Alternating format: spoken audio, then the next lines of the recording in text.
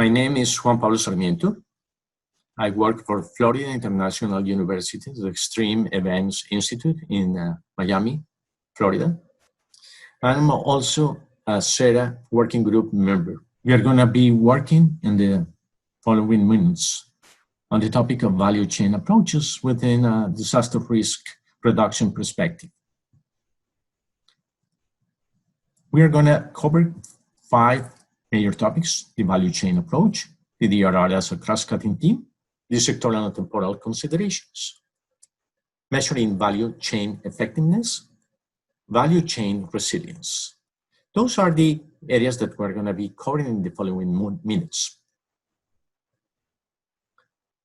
We're going to discuss about the value chain approach. And we should understand that this approach was introduced in 1985 by Porter, at the time in which the generation of weather warning and climate services became more complex, both technically and operationally. And there was a need to assess the use and the benefits of such services. We are using this approach that has been already agreed with the weather and climate community. And to understand how the value chain approach really facilitates the understanding of the different relationships, processes, inputs, contribution, outcomes, and operational context of each stakeholder. And that we pay attention to this environment in which these systems are operating. That means we consider the culture, behavior, practices, and we are analyzing here the value chain applied to a particular circumstances that are the warning chain. It is important to consider that this value chain concept becomes much more important and relevant when we analyze warning services that have been generated through co-design, co-creation, and co-provision. This slide shows a graphic to represent the value chain, one that you have probably already seen, and if not, I'm sure you will see repeatedly in this workshop. As any graphic, it seeks to illustrate and to facilitate the understanding of what we call a value chain. But we will see later in a few minutes that these linear relationships are really an oversimplification just for didactic purposes. And in reality, there are various interconnections, sequences, interdependencies, loops, and parallel processes that we should be able to identify, characterize, and understand. The important aspect of all of this is that this complexity is going to be addressed in my presentation in 3 different phases.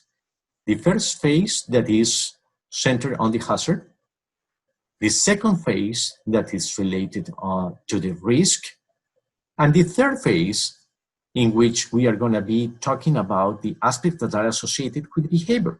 And when we talk about behavior, we're including communication, perception, attitude, and decision-making processes. Very tailored to a particular sectors and particular stakeholders. When we go and discuss the aspects related to DRM, disaster risk management, we should be understand it as something that is going to be addressed in a kind of a cross-cutting theme. And it's important because it's the way in which this should be applied to the different concepts. We consider that DRM is a kind of approach that we use in order to implement and to get some level of safety, to assure that there's going to be some sustainability, and to really offer a ways to have a more sustainable development. In order to understand this graphic, we should talk first about what means disaster risk, because it's the essence of all of what we are going to be discussing. And disaster risk is understood as the potential loss of life, injury, or destroyed or damaged assets, which could occur to a system, society, or community in a specific period of time in a particular pace or place. Risk is determined probabilistically and is a function of the hazard, the exposure, and the vulnerability.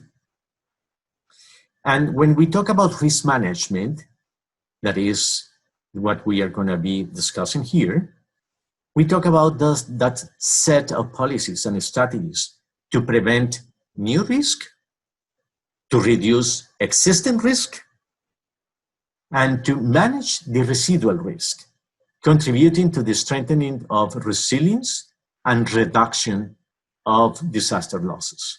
So with this kind of conceptual framework, it is easy for us to move to the next segment of this presentation.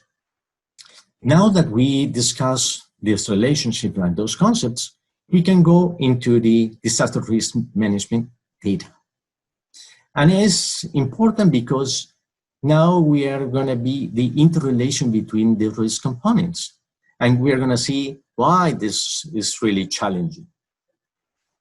Nowadays, we need to understand the flows that we have and the way in which we are discussing now the concept of a systemic risk. And this is due to the complexity of the relationship between the subsystems, between nodes, elements, and processes. And when we use disaster risk, we need to understand the flows. We can start with the hazard. And this is very familiar for all of you. When we center in the hazard, so we are going to be able to see some critical data that is needed, data that is going to contribute and is going to feed the different models we have in order to, for example, to forecast, to generate some of the services that you particularly produce in a daily basis. And that is critical, but we need to transcend the hazard approach, and we need to enter into the second phase in the diagram from the hazard, and we need to go to the risk. And when we go to the risk, we need to go to the exposure. And once we talk about the exposure, we need to go into analyze the different elements that are exposed to the hazards. And we're going to have other type of nodes, other type of inputs, and it is critical here to see what is exposed to the hazard. So once we identify, we need to characterize, we need to data about the demographics, the lifelines, critical facilities, building, economic activities, etc. That's critical, and we need to access to this data in real time in order to generate the next element, that is to see the vulnerability. So what are the characteristics of those elements exposed? And in that case, we are going to be talking about the vulnerability curves. Why we talk about vulnerability curves in general? Because those vulnerability curves represent the probabilities of exceeding a certain level of losses. So we are going to see for each of the elements exposed, what are these probabilities?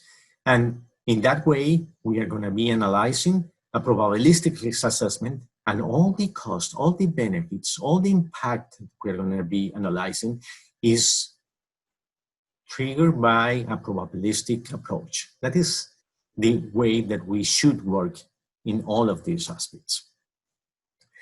But once we have that, we need to be able to generate a platform in which we are going to be integrating all the different information in such a way that we can relate to, articulate to a particular territory.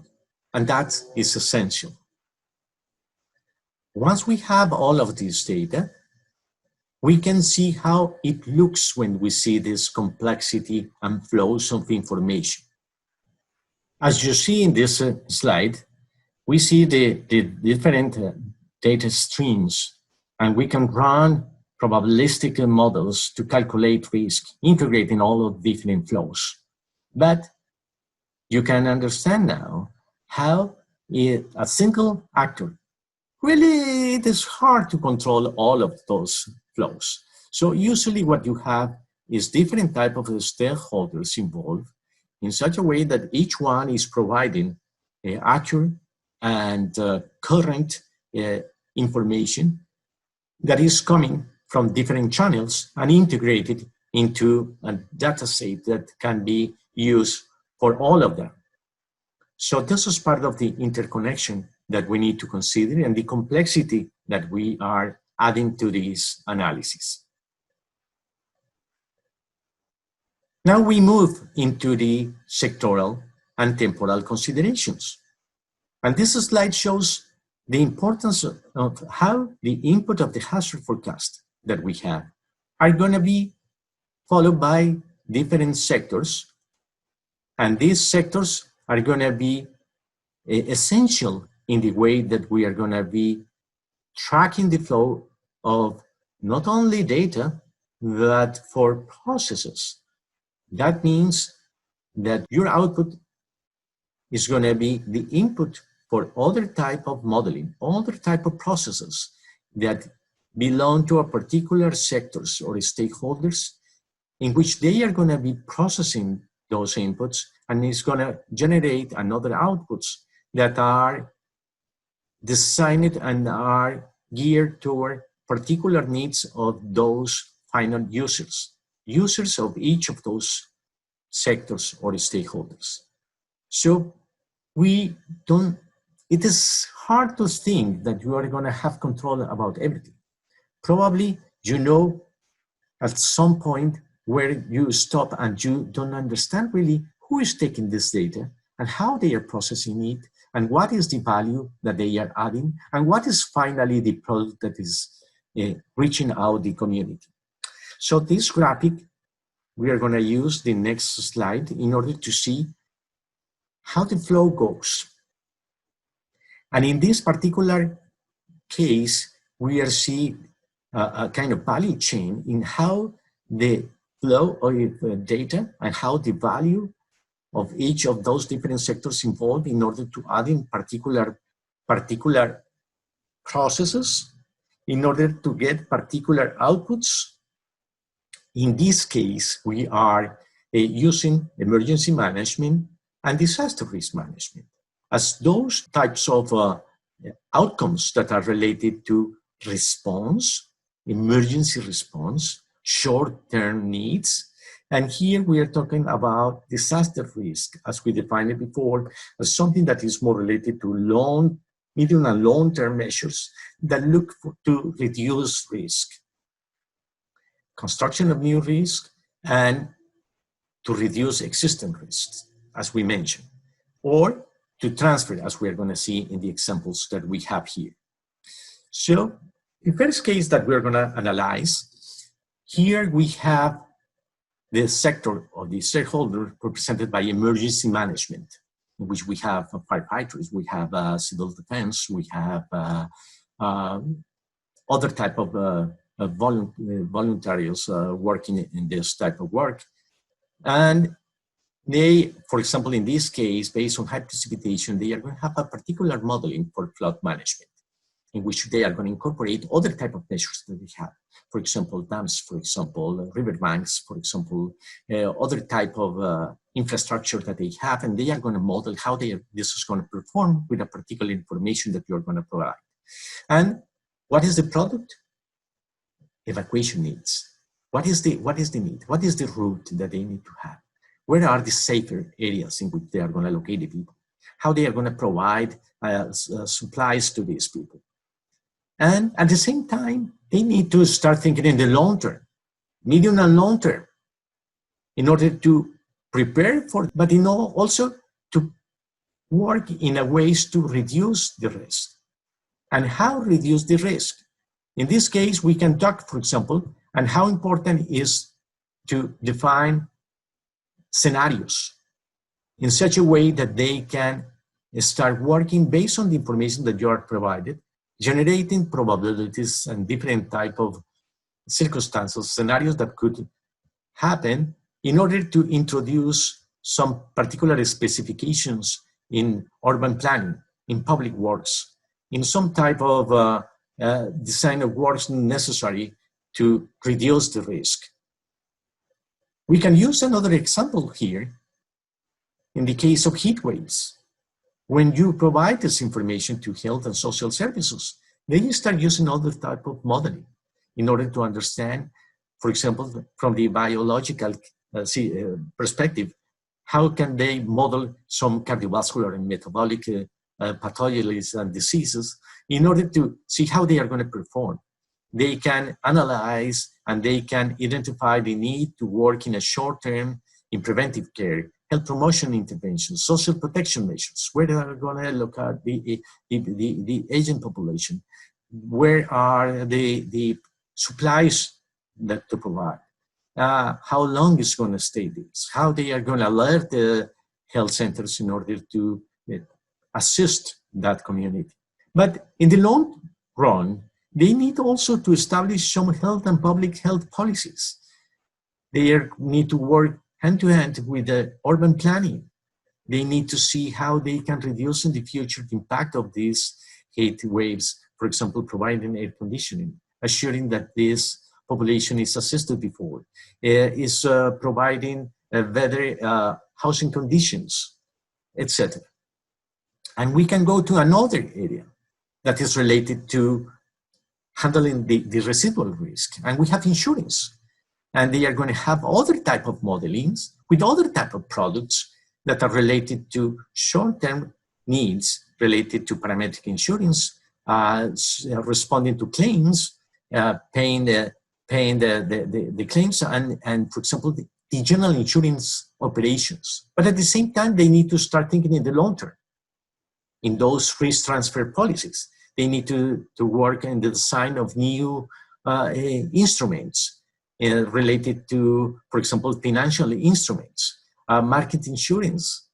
So as you see, this is a clear and a complex panorama that is really important, and we could go on in the different type of aspect that we are discussing here. But how you should start this process, and what is the start point? Okay, one of the ways to start is basically to work on the hazard, what you already do, what you do very well, but you need to go back and to analyze a very particular cases in order to analyze if this impact, this particular hazard, how was predicted the event? How did performs the models? How is the spatial resolution? How can we assess the performance? Was good? Was poor? Can we improve? And once we have the impact, we need to see the damage and losses. Is there a correlation between what was forecasted and what finally was observed? And finally, those damage and losses were communicated appropriately? How the users made the decisions? Is there room for improvement?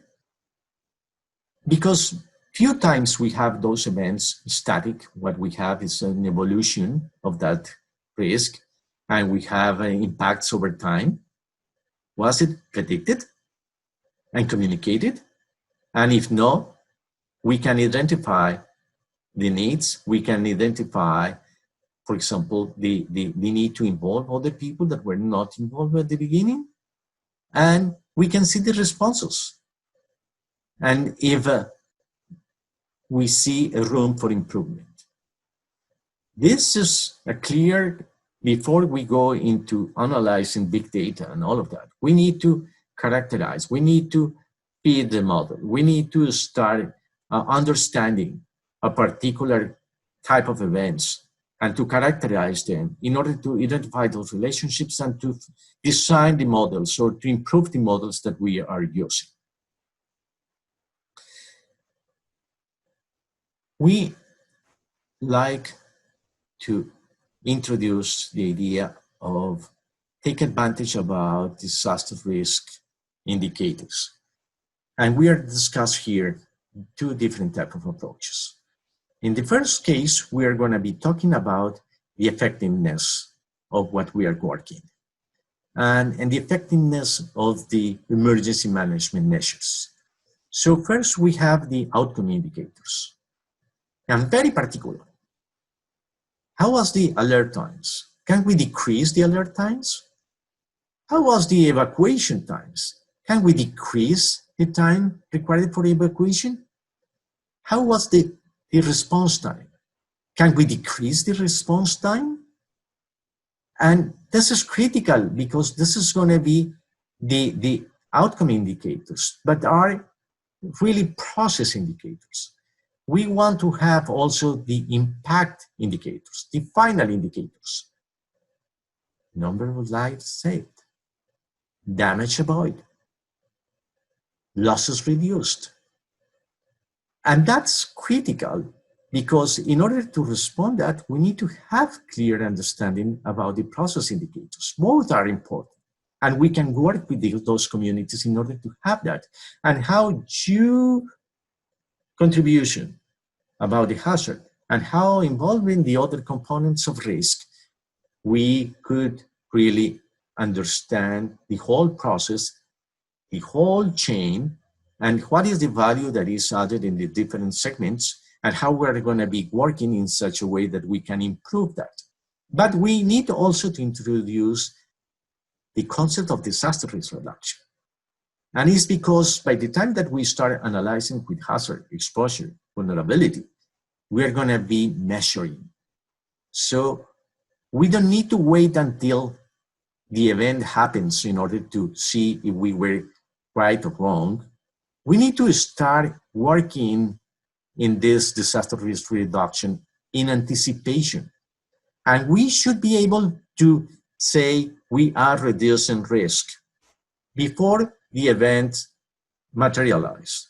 We can do it saying, okay, we are working in the hazard mitigation and we reduce the hazard in these levels. The level of impacts expected were reduced in this level. We decrease the exposure in this level. We decrease susceptibility in this level. We increased resilience in that level. And that's why we are introducing new ways to assess risk, and you have new ways of probabilistic risk assessment that allow you to work and to measure how much are you reducing risk. And that's critical.